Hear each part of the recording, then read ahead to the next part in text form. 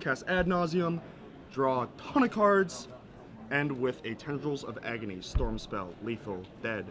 Yeah, sure. There are a few different ways to do it. You know, you kind of simplify it. But Yeah. we have on the other side, Steve Medanic. I don't know, something in Grant that range. Wilkinson is the guy. Sorry. I got the name wrong. You got it. I didn't say the name. But Steve is playing elves, not so dissimilar from the Ad Nauseam Tendrils plan, except he does his deal with little green creatures instead of black rituals. Yup. Glimpse the Unthinkable, or I'm sorry, the other Glimpse. The playable Glimpse. Glimpse of Nature is the key card of the Elves deck, and the rest, one of the few interactive cards. Wow, the Natural Order main, that's usually a sideboard option of that deck. What does he have to find? Does he have... He looks to be playing mostly the Denver list that LSV and crew innovated with the Regal Forces and Craterhoof Behemoths, or Behemoth, I should say. And that hand clearly he kept on the strength of being able to turn 3 Natural Order with a Green Sun's for a Dryad Arbor, or a turn 2 Green Sun's for any other elf in the entire deck, basically. Right. The Elves deck is often fairly all in on Glimpse of Nature. They need to draw it, they need to resolve it, and once they do, then they can, you know, go power through their deck and win pretty easily. But the Natural Order, the Green Tinker, gives them a slightly different game plan. Instead of drawing to 4 cards, they're drawing to 7 by playing 3 Natural Orders. For, you know, that type of giant, powerful effect that can help them win the game.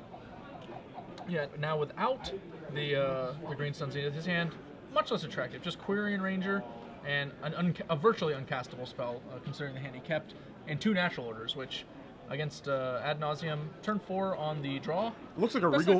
Looks like a Regal Force also hiding in there. So. He had 1 when he got duressed. He drawn. Right, no, yeah, Regal Force, 2 Natural Orders and 2 lands. Yeah, not the best hand. And Ad Nauseam Tendrils, not a deck that's going to give you a lot of time to draw out of such situations, as Ad Nauseam usually goes off around turn 2 to 3.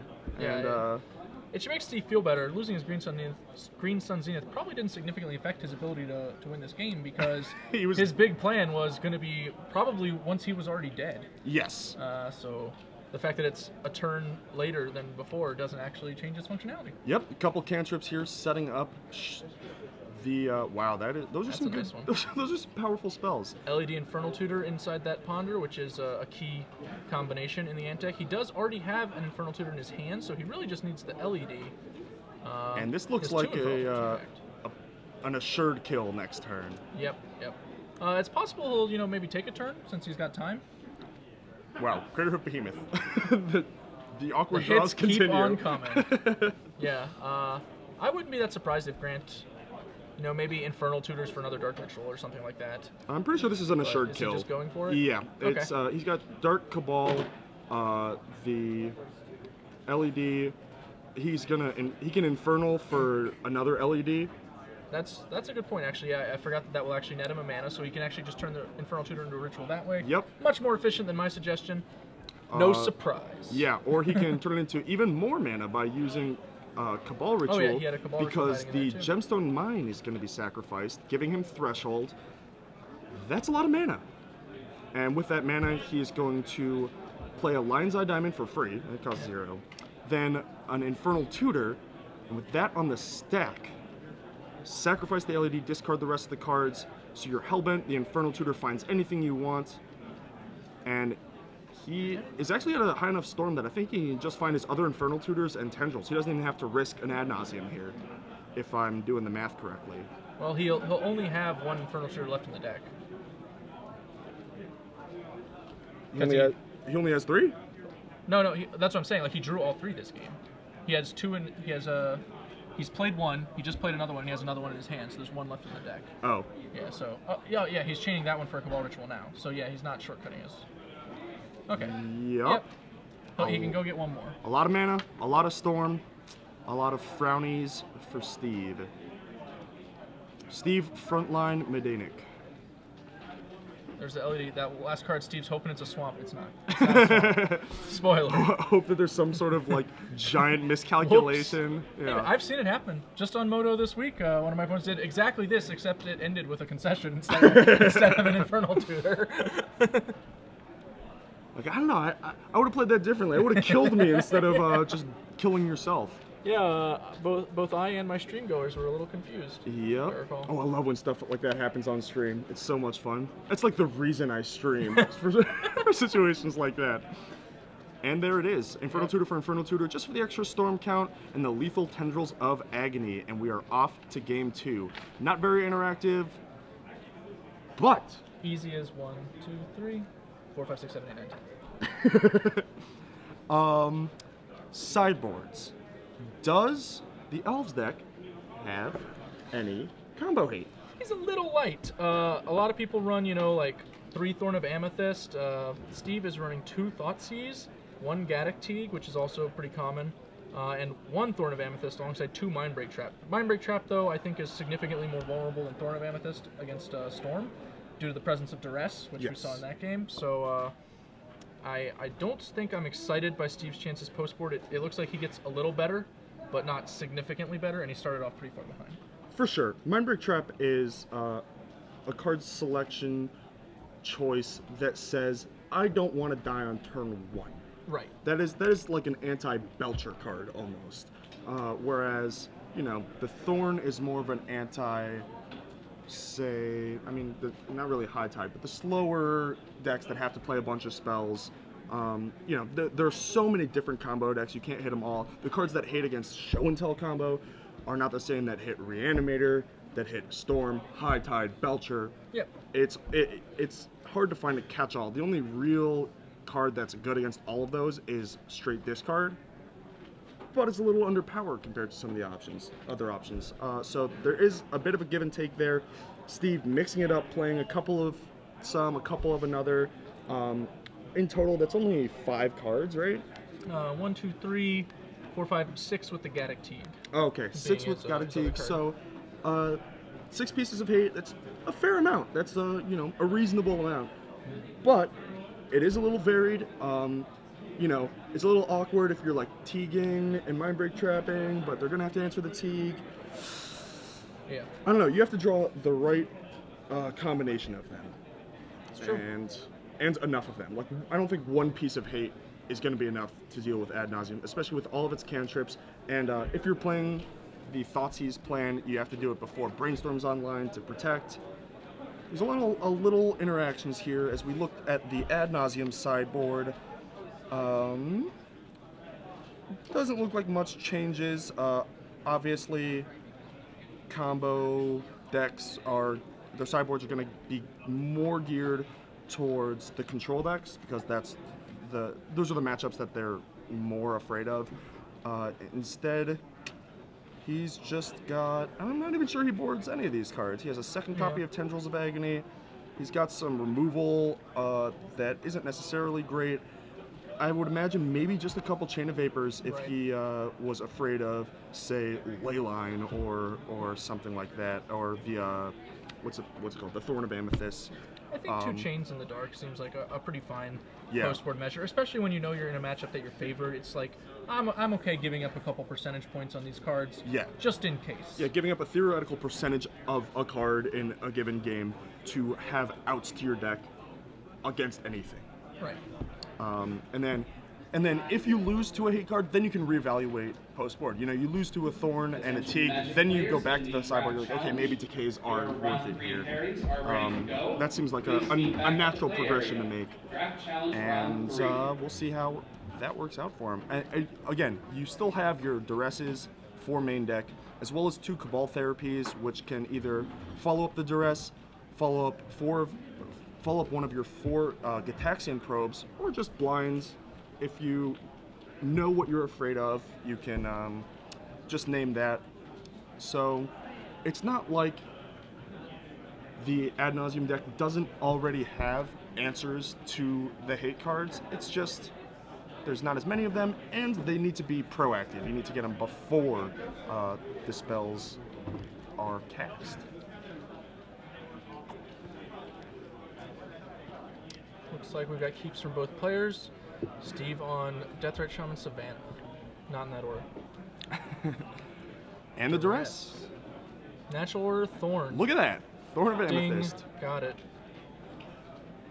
The hate for the hate Now... And Steve's hand looks awful now. Yeah. The same, pretty rough. Pretty much the same thing that happened in game 1. Relying on a spell, getting it the rest, and the rest of your cards are just not that impressive. He's going to fetch here. He can actually get Dryad Arbiter, soup up that Gaia's Cradle in his hand. But he goes for a Bayou, also very reasonable turn on his Deathrite Shaman. Yep, exactly, the black source for the Shaman. Gets him a clock. But he's almost certainly just going to be casting Natural Order next turn anyway, I think, for a swifter beat. Yes, almost assuredly. But, I mean, the fastest kill card that he has is the Progenitus if he brought it in. Mm-hmm. Like, if he didn't, then, I mean, Regal Force really isn't that threatening. Yeah, he's, you know, he's limited impressive. Yeah. Yeah, you're like, oh, that's a sweet card. Yeah. It might kill me in a couple turns.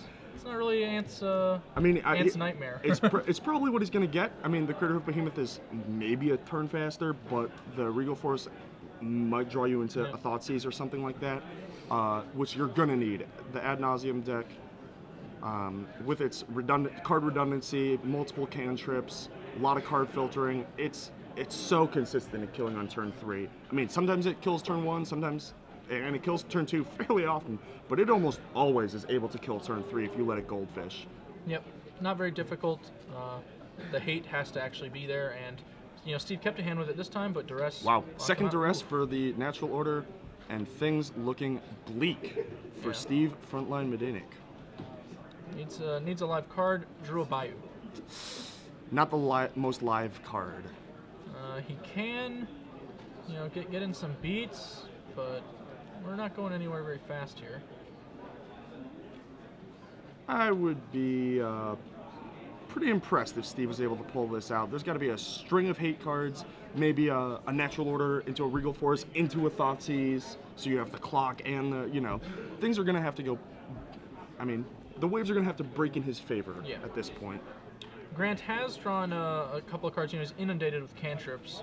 He's getting through them in here, but he does have Ad Nauseam at the top anyway, so if he can, you know, just make his land drops. Untap next turn with some lands, he'll be able to Ad Nauseam on a pretty safe life total. Yep. It looks like right now he's okay with just trading what's going on for additional time. He's probably debating right now whether he should just Ad Nauseam or cast Ponder. Yeah, and I have no problem pondering, taking theoretical 3 more damage, letting Steve have 1 more card. You could turn your Ponder into another ritual or something to assure you're going off. That is one of the problems with playing so many cantrips, is sometimes you get hands that don't really do anything. Your cantrips hit more cantrips, and you can only cast so many a turn. That's really the only downside to having so much card redundancy and card filtering, is sometimes you can sort of run yourself out of time. That's true. He also, it looks like, he's a little shy of being able to get Threshold this turn due to that Deathrite Shaman, right? Yes, I believe that is the case. But if he had, I'm not sure which land he played this turn, but it's possible if he had held until, you know, maybe cantripping his way into a fetch land versus the other land. Because I think he played that Underground Sea, but I'm not 100%. That could have been a factor, which is, you know, a minor edge. As is, you know, it's only going to cost him 3 life. Yeah. Considering his opponent's untapping, attacking him for 1, and then can Deathrite Shaman him again. Glimpse of Nature, usually the powerhouse that Elves needs. Not so great here. He can, you know, Deathrite Shaman, bounce it with Wirewood Symbiote, cast Glimpse, get a cantrip, card. hope he gets another guy, like... Chain him, to be at honest, least into a Thoughtseize. How much worse is that play than what he's doing right now, which is just passing the turn? Which is, doing stone nothing. I mean... If you hit like a Thoughtseize or a Thorn or a Gaddock Tea, you know, you might have actually done something. But that is true. That is a legitimate point. I feel like Steve's just got to cross his fingers, get a little lucky. You know, if you get 1 more draw step, if Grant doesn't kill you this turn, and Grant, even though he's played a lot of cantrips, he is flush with more cantrips, then you can hit another creature, and then you're almost assured to draw multiple cards. But Grant doesn't look like he's going to give Steve the chance. We have Dark Ritual, 5 black in pool, 4 more cards available untapped. Cabal Ritual, that is down to 3 up to 8 mana. He's going to try and take Threshold away with Deathrite Shaman, but Lotus Petal will bring it back before resolution. Refresh. And The last card, Steve once again wishing that it's just a swamp and Grant had some sort of aneurysm, forgot. But it is ad nauseum. 10 is usually enough to win, but I have seen people die. This is a bit of a sweat. He does have a fair bit of mana going for him too. True, he has a ton of mana in his pool. He doesn't need, to look for a pedal or anything like that. He just needs he has Infernal LED or a Tendrils proper, or I think he has about 8 mana total, counting the untapped lands, right? That seems right. Yeah, he probably has like 3 floating now. Yeah, maybe less. Somewhere in the 6 to 8 range. 1, 2, 3, 4, 5, 6. So he's taken 6 already off of 4 cards. He has the Infernal, but can he get Hellbent?